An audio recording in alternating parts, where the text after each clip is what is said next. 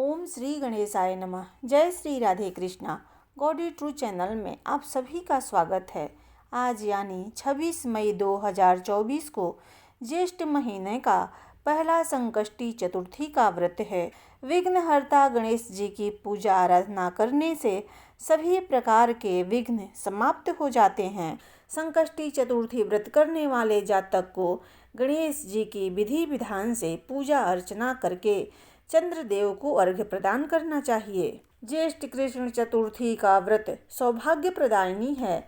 इस दिन आखूर रथा नामक गणेश जी की पूजा भक्ति भाव से करना चाहिए और गणेश जी को घी से निर्मित भोज्य पदार्थों को भोग लगाना चाहिए और कथा सुनना चाहिए। तो आइए सुनते हैं ज्येष्ठ कृष्ण गणेश चतुर्थी व्रत की कथा को।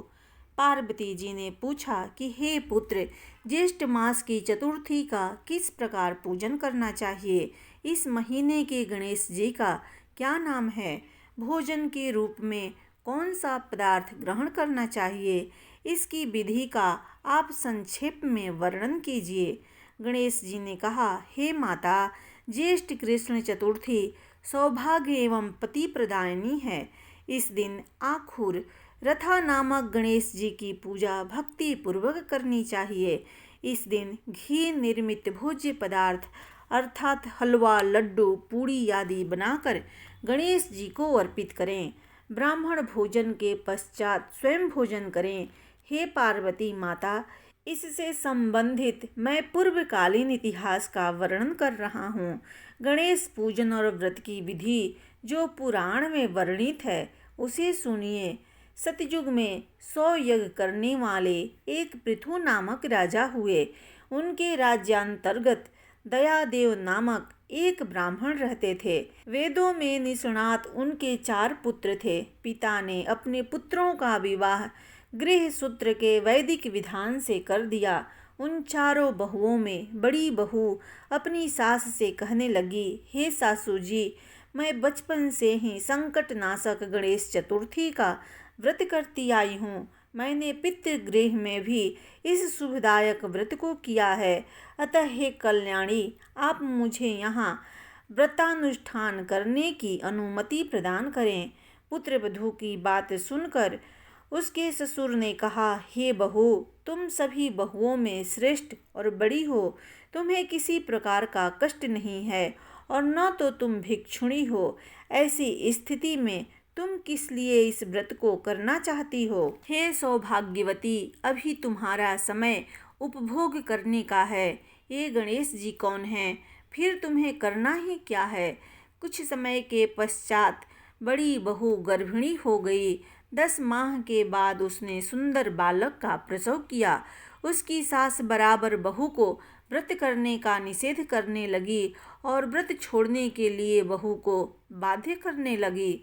व्रत भंग होने के फलस्वरूप गणेश जी कुछ दिनों में कुपित हो गए और उसके पुत्र के विवाह काल में वर वधू के सुमंगली के समय उसके पुत्र का अपहरण कर लिया। इस अनहोनी घटना से मंडप में खलबली मच गई। सब लोग व्याकुल होकर कहने लगे, लड़का कहाँ गया? किसने अपहरण कर लिया?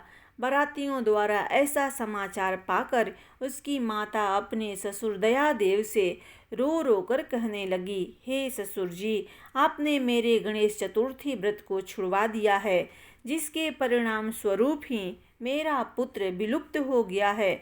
अपनी पुत्र वधू के मुख से ऐसी बात सुनकर ब्राह्मण दयादेव बहुत दुखी हुए।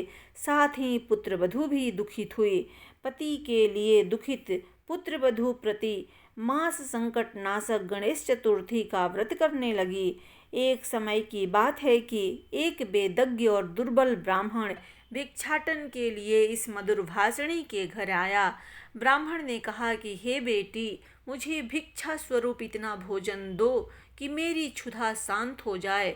उस ब्राह्मण की बात सुनकर उस धर्मपरायण कन्या ने उस ब्राह्मण का विधिवत पूजन किया। भक्ति पूर्वक भोजन कराने के बाद उसने ब्राह्मण को वस्त्र आदि दिए। कन्या की सेवा से संतुष्ट होकर ब्राह्मण कहने लगा कि हे कल्याणी, हम तुम पर प्रसन्न हैं। तुम अपनी इच्छा के अनुकूल मुझसे वरदान प्राप्त कर लो।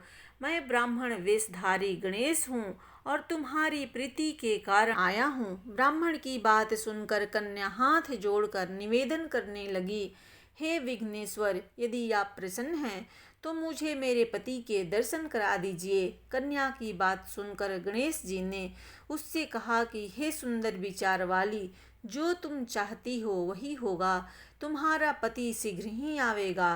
कन्या को इस प्रकार का वरदान देकर गणेश जी वहीं अंतर्निहित हो गए।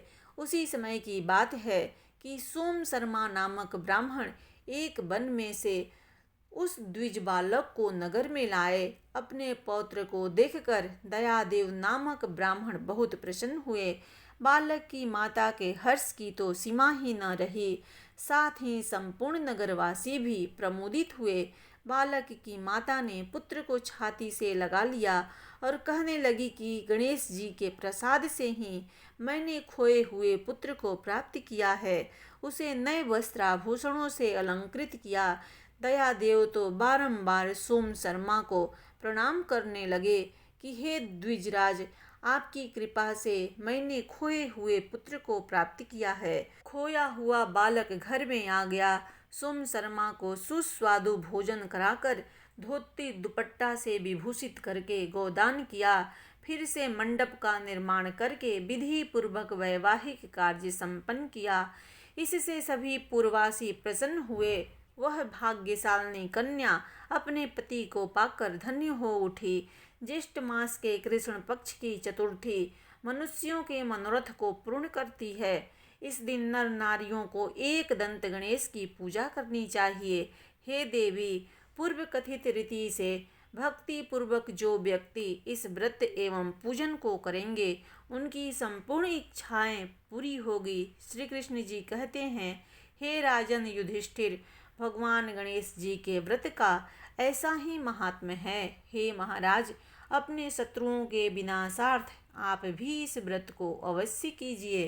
प्रेम से बोलिए गणेश जी महाराज की जय।